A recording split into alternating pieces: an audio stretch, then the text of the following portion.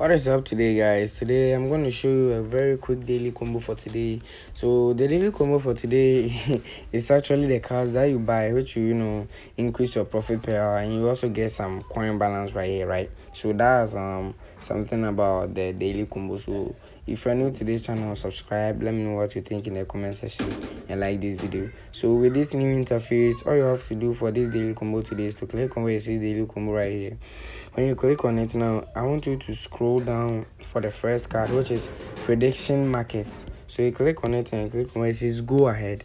So prediction market is the first card. As you can see, cool. First card is ready, don't stop. And now the second card is at legal. So we will scroll down and then you see that we have license Vietnam right here, and it says invite one more friends over here. So I think this one is locked. I cannot unlock it. All right, so now the third card right here, the third card is here.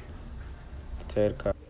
So this one is locked, but the third card is also here. Let's go to PR and team, and then let's scroll down right here for the third card.